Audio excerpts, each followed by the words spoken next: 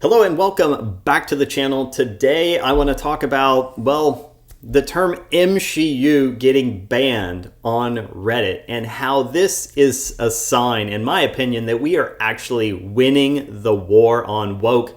And I've got a ton of information to share with you today. So without further ado, let's get into the story. This first tweet comes from Nerdrotic. Marvel Reddit banning people for saying MCU. So you can see here, r/Marvel. You've been permanently banned from participating in r/Marvel. This is a username Lord something. Yes, hello, I'd like to know why I was banned. Thanks for replying. But just to be clear, is it because I said MCU? And so that was what he said. I can call it dog shit and I'd be doing it a favor, but MCU is more appropriate. And so you, Lord, says, hey, just to confirm, this term MCU is why I was banned, correct? And they said, yup. And I said, wow, no warning, nothing, just full censorship. That is how desperate these people are. They are desperate. And so now they're like even banning terms that are obviously not a positive, right? I mean, but that's what they want. These are their little narrative terms. They want an MCU. That's why they're banning your use, because we're pointing out the obvious. We're pointing out that all these characters now are now female focused. If you look at all the movies that are coming out, even Multiverse of Madness, it was all focused on the female characters. That was the biggest bait and switch. It had nothing to do, basically, with Doctor Strange. It was all about Scarlet Witch and America Chavez's character. So, yeah. But there's more. This from Disparu. The Rings of Power trailer didn't just get ratioed in the US and UK. In India, they got it released in 6 times in 6 different languages, and it got ratioed in all of them. Boom, you know? So first of all, 2.2K versus dislikes of 41K. Got ratioed in this one in the Hindi trailer.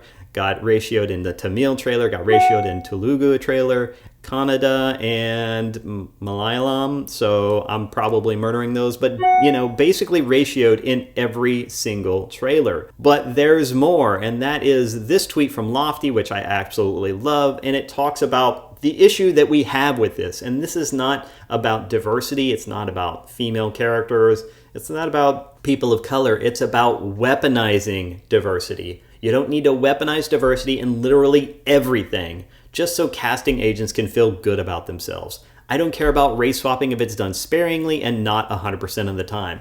But that's the problem. It's all the time. Every property that they touch, they'll bring themselves into it. They'll inject their narratives. They'll inject their politics. They will inject lecturing. And of course, they're going to race swap and gender swap. They're going to use pronouns. They're going to drop pronouns like they just did in She-Hulk. This is the kind of things that we're talking about. And it was done intentionally. This is from an article about House of Dragons. One of the biggest criticisms leveled against Game of Thrones, even during its peak, was the lack of racial diversity among its immense ensemble cast, with very few actors of colors in the series and them being relegated to supporting roles. Quote, how do we create a diverse cast for House of the Dragon but still do it in a way that feels organic to the world and doesn't feel like pandering or tokenism?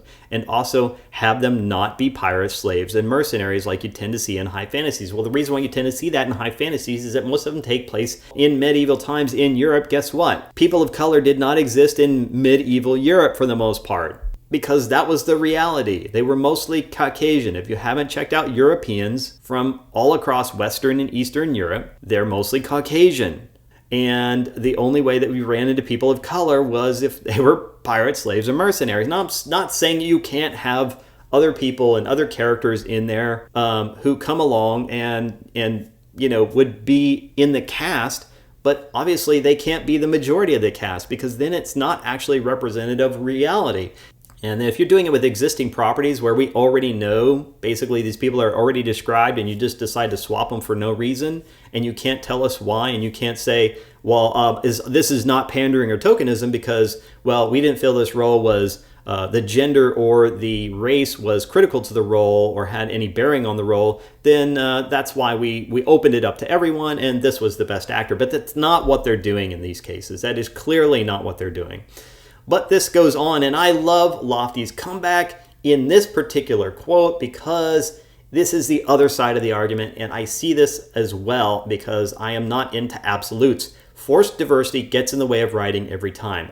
Lofty's reply, it worked in Dune. I had 0 problems with Dr. Kynes. Her writing was fine. It's not in the way every time. Both sides need to relax. And this is true. But in the case of Dune, Dr. Kynes is a very small character. And essentially, they changed Dr. Kynes from being Chani's father to Chani's mother. And as a result of Chani being played by who she was played by, she obviously is a person of color. So she needs to have a mother that reflects that. And that is okay, because Dr. Kynes, previously was from Offworld, and now Dr. Kynes, I kind of get the impression, is from Onworld, and that she has always actually been a Fremen.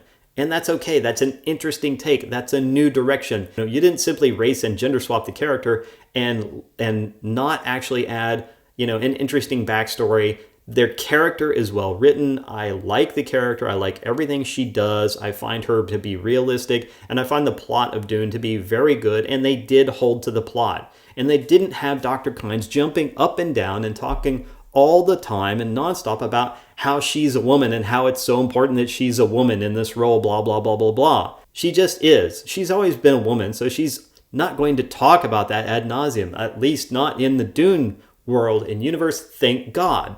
But going on from there, let's look at Rings of Power trailers in the United States, and they've just gotten ratioed to hell. I don't even need to say anything about this, but it continues. We continue to rack up even more wins. If we go into bounding into comics, we see that Red Sonja ditches the race swap of their primary character. They have cast Matilda Lutz as the title heroine now, and instead of Hannah John Kamen, Hannah John Kamen did a great job. She did a great job in Ready Player One. I loved her character in Ready Player One. Very well done. Great character, great actress, right? And again, I thought she did a good job in Ant-Man and the Wasp.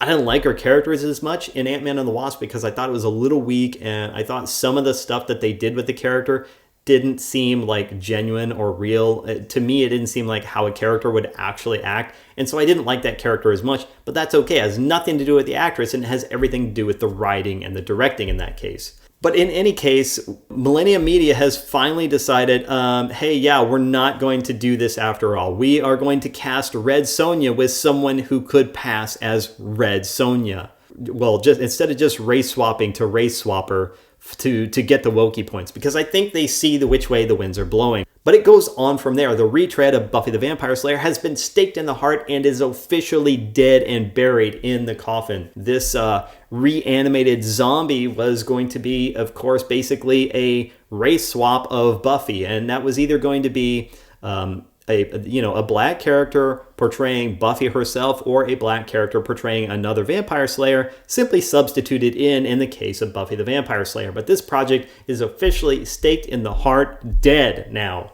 We dodged a huge bullet here, and we are now safe from the undead zombie that was going to be the Buffy the Vampire Slayer retread. But it continues, and I want to round this wind with Batgirl. And I have been claiming from the beginning that Batgirl was woke, and I have videos that detail all of the woke stuff and the rumors from the leaked plot of Batgirl. People have insisted, and people have commented on these videos, that they insist that Batgirl was not woke. Batgirl was woke. And here's the proof, the smoking gun that came out. This is it. Batgirl actor Ivory Aquino defends canceled DC film. As much as it had been labeled woke, it simply came together that way because of writing that reflects the world we live in. Proof that this was woke, that it was crap. And I tell you what, this is why it got shelved. It was a $90 million investment that couldn't be put out because, first of all, they had all the woke shit in it, and that turned it to shit. And as a result, the story sucked. And guess what? We know the story sucked because test screenings with the audiences confirmed that the story sucked. It sucked so bad that, as I've said, I'm not releasing this.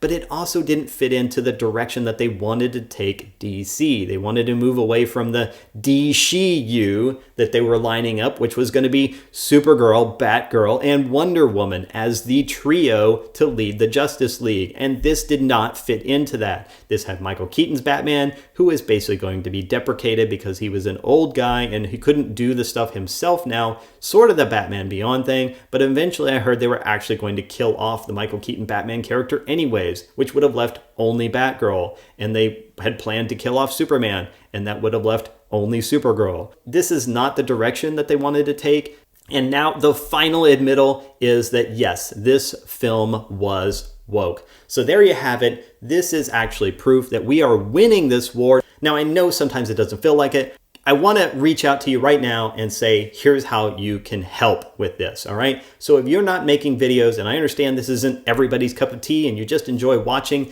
then fine. Watch the videos. And I want you to continue to watch the people who have carried this ball so far. People like Nerd Rade, people like Jeremy from Geeks and Gamers, people like Ryan Cannell from Ryan Cannell Outpost, people like Josiah Rises. And I also want you to do this though, heel versus babyface. I want you to start helping the newcomers. I want you to start helping the people, the smaller channels, and subscribing to smaller channels and liking those videos and watching those videos and also sharing those videos, because those things really do help. My channel has already gotten noticed by YouTube, and I've already started to get the smackdown from the YouTube algorithm from Mama Susan. And so I can tell you everything hinges on you all actually choosing to watch the video, to subscribe to the channel, and to share or like or comment on videos, because we don't just need we don't just need Gary. We need an army of people. And the more we get, the louder our voice becomes. And that is how we fight this culture war. Who is a newcomer